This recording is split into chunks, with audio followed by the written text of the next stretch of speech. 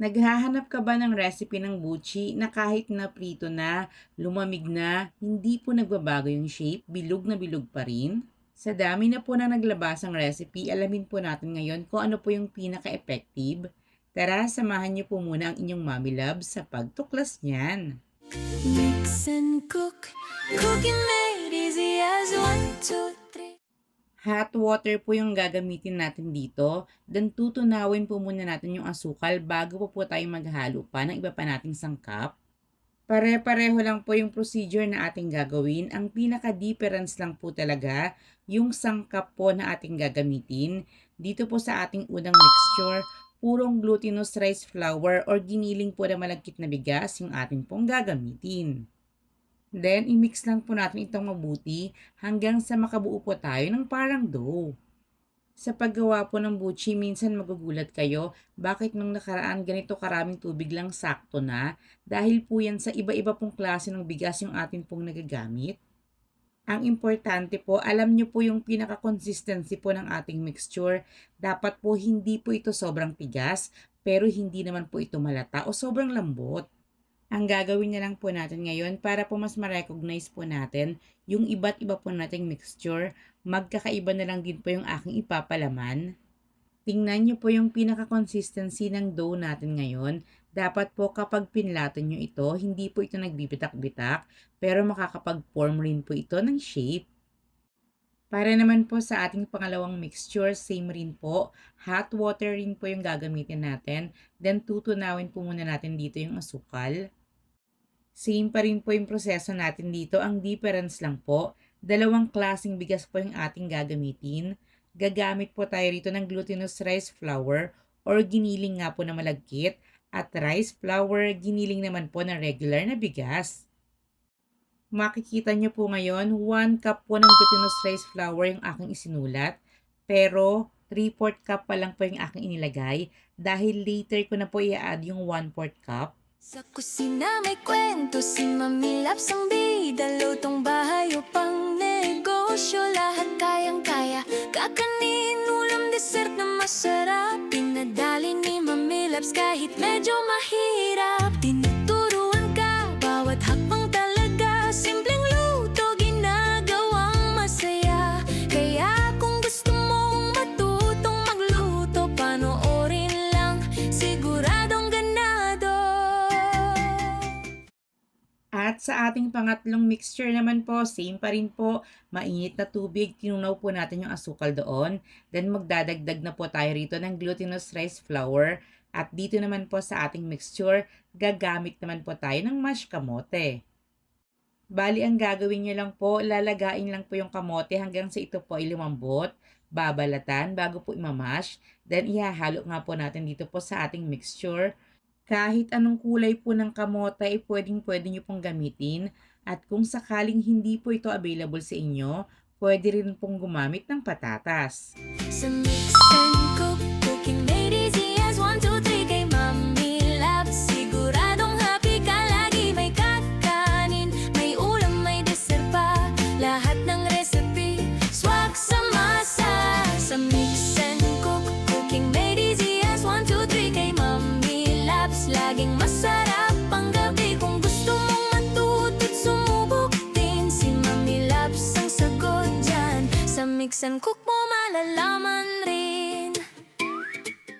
At natapos na nga po natin yung ating tatlong mixture. Dito po nilagyan ko po ng label para hindi po ako malito. Pero instead na chocolate po yung ipapalaman natin, nakakita po kasi ako sa rep ng dulce de leche. Yun na lang po yung ipapalaman natin mamaya. Yung mixture po na may halong kamote, ubi halaya po yung ating ipapalaman. Sa pagluluto po ng ube halaya, just search mix and cook ube. Sa paggawa nga po pala dito ng ating ube buchi, pwede po kayo rito maglagay ng food coloring para po ube na rin po yung pinakakulay ng dough. Nakadepende na po ito sa inyo. At sa pagpapalaman, basta maipasok po natin sa pinakaloob ito, masaradong mabuti, then i-roll po natin ito hanggang sa ito po ay mabilog. Ang isa pa po sa kagandahan sa pagnegosyo po ng buchi, pwede niyo po itong gawin ahead of time. I-stock niyo lang po sa inyong fridge. Tatagal po ito ng hanggang 1 week sa chiller. Pwede na po itong i-coat ng sesame seeds bago nyo po ito ipasok sa chiller, or pwede naman pong saka nyo na lang po i-coat bago nyo po ito ipiprito. Yung mixture naman po natin na purong glutinous rice flour ang papalamanan po natin ng cheese. Dito po medyo napalaki po yung hiwa ko sa cheese kaya medyo mahirap rin pong isarado. Dapat po pag gagawin nyo na mas maliit pa or lakihan nyo po yung pinaka-dough. Ang sukat nga po pala ng dough natin dito ay 1 tablespoon. Yung pinaka-ube halaya po natin kanina ay 1 teaspoon naman po. May bilao, may food trays panghandaan, pang negosyo recipe, siguradong benta yan. Iba't ibang teknik, ibinabahagi para ang lutuin mo laging special lagi. Pang pamilya, pang barkada, pang regalo hanggang pang fiesta. Si Mami Labs may recipe na nakahanda para sa'yo talaga. Walang imposible basta't susundan mo lang. Si Mami Labs laging may bagong alam. Ulam o kakanin, kahit talin, madali na lutuin pag siyang gagabay sa atin. Tips naman po para kapit na kapit po yung sesame seeds dito po sa ating mga butchi. Ganito lang po yung gawin natin. Mangkok, lagyan nyo lang po ng tubig. Then i-roll po natin dito yung butchi ng mabilisan. Bago naman po natin to i-roll at bibilugin po ulit natin sa ating pong sesame seeds. Purong tubig lang po yung gamit natin ha. Wala po tayong hinalong kahit ano. Nag-iba lang po yung kulay nun. Syempre, nasawsawan na po natin ito ng ating mga butchi. Sa pagpiprito naman po, dapat po mainit na po yung mantika. At kapag ganun na nga po ito, hinaan na lang po natin yung lakas ng apoy sa low heat bago po natin ilalagay o lulutuin dito yung mga butchi. Dahan-dahan lang din po tayo sa pag-ikot-ikot po ng butchi habang ito po ay atin ang niluluto. Huwag rin po nating pakapunuin yung ating kawali ng butchi para maluto po natin ito ng pantay-pantay. Depende na po ito sa inyo kung gusto niyo po medyo lighter pa po yung kulay ng butchi or medyo toasted. Basta ang importante lang po, mahina lang po yung apoy sa pagluluto nito para lutong-luto po ito hanggang sa pinakaloob. Cooking made easy as 1, 2, 3 kay Mami Labs. Siguradong happy ka lagi, may kakanin, may ulam, may dessert pa.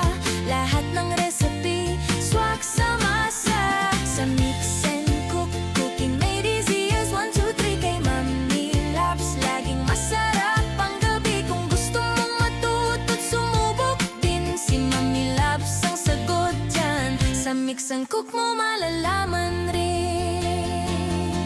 Di mo na kailangang mag-alala, lahat ng hakbang ipapakita niya.